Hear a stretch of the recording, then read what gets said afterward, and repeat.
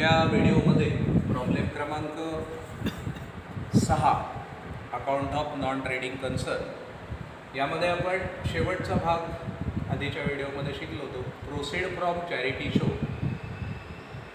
Less expenses on charity show या पद्धतीने सुद्धा आपल्याला पोस्टिंग करता येतं. किंवा आधीच्या एका व्हिडिओमध्ये पाध्ये सरांनी तो व्हिडिओ घेतलेला आहे, त्याच्यामध्ये तुम्हाला हे थोडं वेगळ्या पद्धतीने दाखवलं. वेगळी म्हणजे फार वेगळी असं नव्हे, तर प्रोसीड फ्रॉम चॅरिटी शो हा इन्कम 8,350 डायरेक्ट इथे तुम्ही आउटरला लिहू शकता आणि एक्सपेन्सेस ऑन चॅरिटी शो इथे मायनस न करता किंवा लेस न करता तुम्ही हा एक्सपेन्सेस इथे एक्सपेंडिचर बाजूला लिहू शकता. याचा कुठलाही परिणाम सरप्लस किंवा डेफिसिटवर होत नसतो. त्यामुळे तुम्ही, मला तर वाटतं, प्रोसीड फ्रॉम चॅरिटी शो इन्कमला लिहिला आणि एक्सपेन्सेस एक्सपेंडिचर बाजूला लिहिला तर सोपं जाईल आपल्याला विद्यार्थ्यांना. पण एखाद्याला या पद्धतीने सोपं जात असेल असं करा, दोन्ही बाजूला लिहिणं अधिक सोपं जाईल. त्यामुळे त्याही पद्धतीने केलं तरी चालू शकतं. आता पुढच्या भागाकडे वळूया. Payment side. मेडिसिन्स परचेस्ड 41,000 हा एक्सपेंडिचर आहे. मेडिसिन परचेस केलेत, खरेदी केलेत, पण त्याच्यावर एक ॲडजस्टमेंट आहे बघा. Stock of medicines on 1 April 2019 ₹8,000 and on 31 March 2020 ₹11,000. आता इथे मेडिसिनचा ओपनिंग बॅलन्स दिला आहे, क्लोजिंग बॅलन्स दिला आहे आणि परचेसेस पण दिलं आहे. असं स्पोर्ट्स मटेरियलच्या बाबतीमध्ये होऊ शकतं, स्टॉक ऑफ ड्रग्स याच्या बाबतीमध्ये होऊ शकतं, मेडिसिनच्या बाबतीमध्ये होऊ शकतं, स्टेशनरीच्या बाबतीमध्ये होऊ शकतं. म्हणजे जेव्हा ओपनिंग बॅलन्स, क्लोजिंग बॅलन्स आणि परचेसेस असे तीनही घटक जेव्हा दिले असतील, तेव्हा आता मी तुम्हाला या व्हिडिओमध्ये ज्या पद्धतीने पोस्टिंग दाखवतोय असं पोस्टिंग इथे आपल्याला करावं लागेल. आता इथे स्टॉक ऑफ मेडिसिन्स हे टू मेडिसिन्स कन्झ्युम,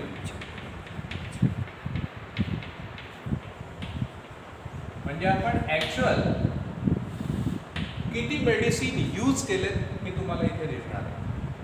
आता प्रिव्हियस इयरचा जो क्लोजिंग स्टॉक होता तो करंट इयरचा ओपनिंग स्टॉक असणार आहे.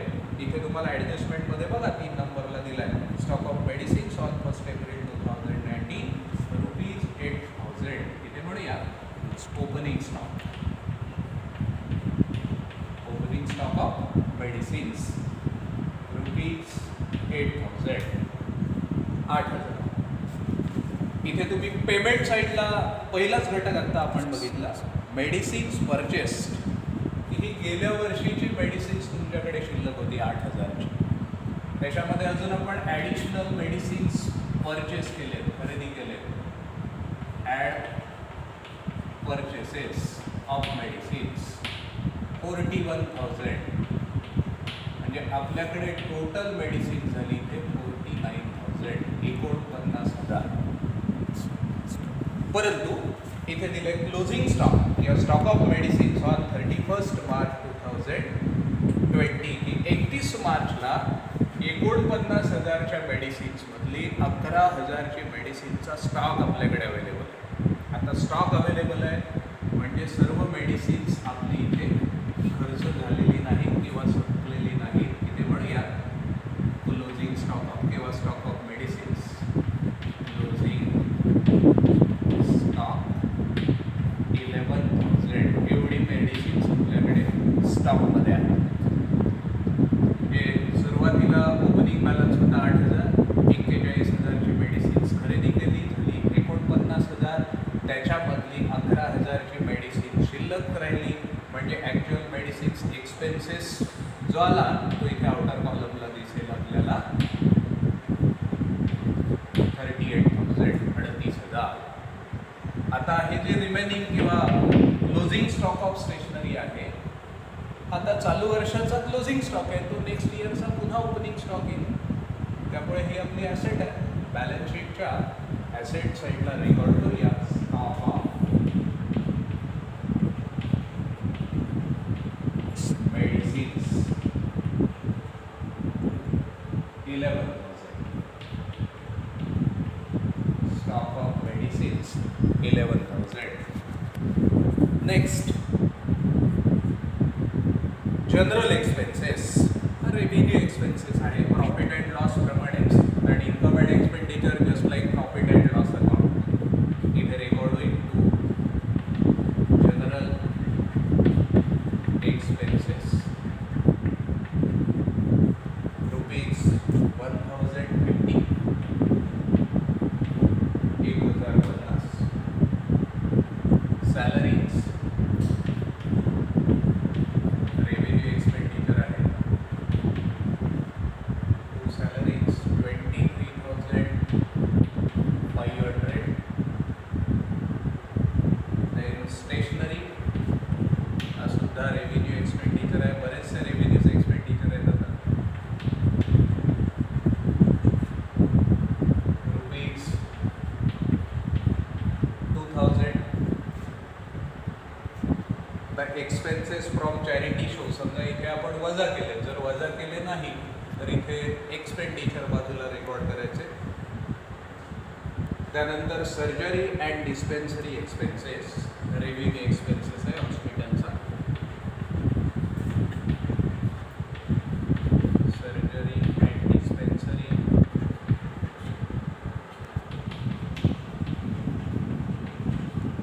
Expenses 4,200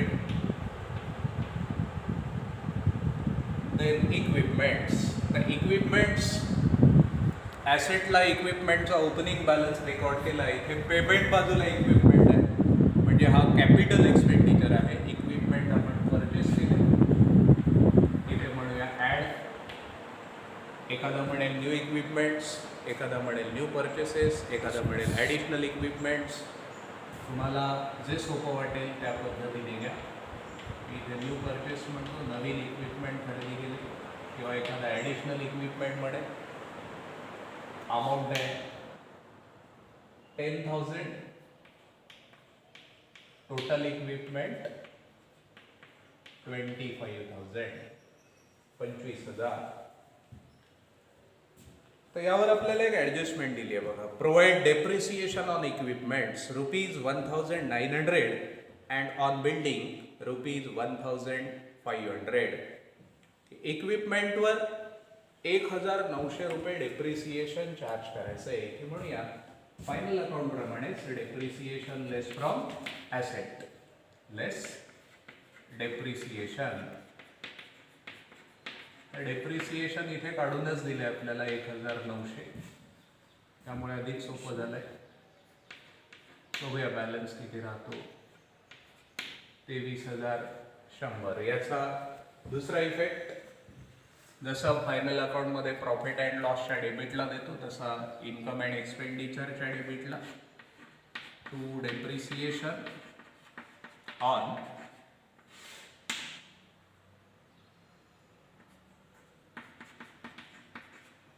depreciation on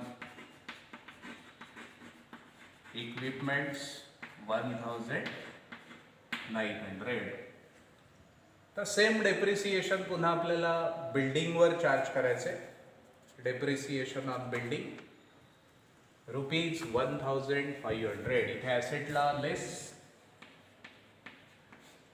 depreciation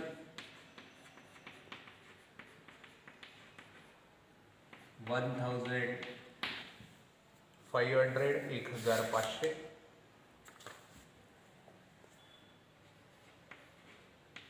38,500 depreciation transfer to debit side of income and expenditure account building 1,500 total depreciation 3,400 त्यानंतर by balance carried down cash in hand cash at bank हे current इयरचं balance आहे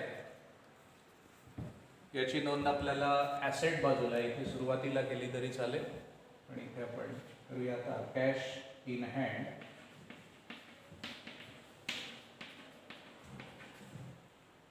$960 cash at bank 13,000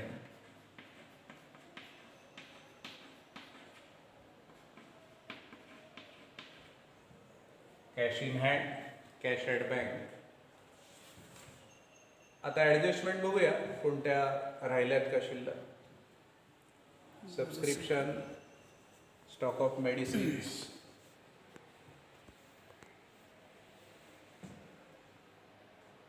equipments झाली आहे, building capital fund record झाले, interest on investment. सर्व adjustment इथे पूर्ण झालेल्या आहेत. आता at the end close the income and expenditure account. आपल्याला इथे क्लोज करायचं आहे इन्कम एक्सपेंडिचर अकाउंट. म्हणजे इथे तुम्हाला जर क्रेडिट साईड किंवा इन्कम जास्त असेल तर सरप्लस येईल, आणि समजा एक्सपेंडिचर जास्त असेल तर आपल्याकडे डेफिसिट येईल. आता इथे इन्कम टोटल जास्त आहे, बघूया किती होती. 0, 9, 4 आणि 5, 9, 9 आणि 8, 17, 7, 1 आणि 2, 3 आणि 4, 4 आणि 7, 1, 1 आणि 2, 2 आणि 3, 3 आणि 5, 8, 81,790. 81,790. आता क्रेडिट टोटल मधून आपल्याला डेबिट टोटल वजा करायचे. करूया वजा. बॅलन्स बघूया किती आहे. 0, 0, 0, 5, 5 आणि डायरेक्टली पॉज करा.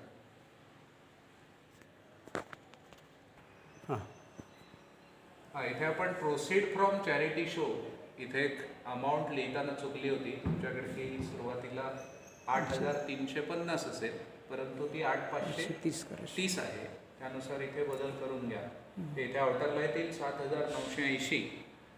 Total of income side 87,970. आता इन्कममधून एक्सपेंडिचर साईड वजा केल्यानंतर 15,820 एवढा आपल्याकडे सरप्लस येतो. याला म्हणूया to excess of income over expenditure in bracket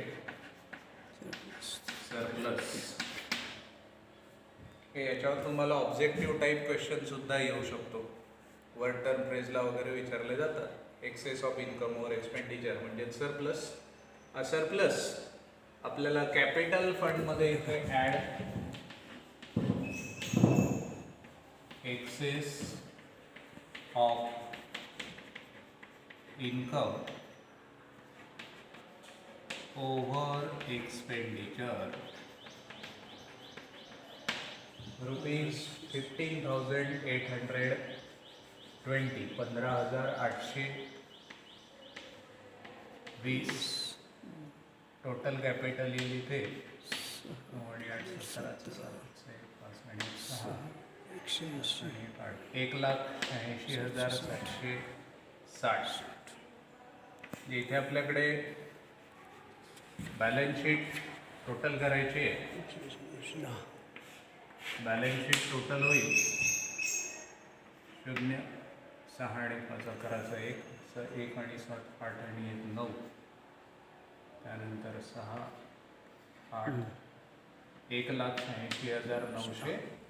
इकडे सुद्धा 0, 5 आणि 6, 11, 1, 1 आणि 2 आणि 5, 7, 7 आणि 3, 10, 10 आणि 9, 19 ते 9. 1 आणि 3, 4, 4 आणि 8, 12, 12 आणि 1, 13, 13 आणि 3, 16, 6, 1 आणि 2, 3, 3 आणि 3, 6 आणि 2, 8 आणि 1, 1,86,910. या पद्धतीने आपला हा प्रॉब्लेम टॅली होतोय. अशाच प्रकारचे प्रॉब्लेम्स आपण सर्व विद्यार्थ्यांनी जास्तीत जास्त सराव करा, की जेणेकरून सबस्क्रिप्शन, त्यानंतर मेडिसिन्स कन्झ्युम अशा काही ॲडजस्टमेंट ज्या असतील की या सरावाचा भाग आहे. ज्यांचा सराव जास्त त्यांना अधिक सोप्या पद्धतीनं किंवा अधिक चांगल्या पद्धतीने आपल्याला चांगला रिझल्ट मिळू शकतो. त्यामुळे सराव करणं गरजेचं आहे. थँक्यू.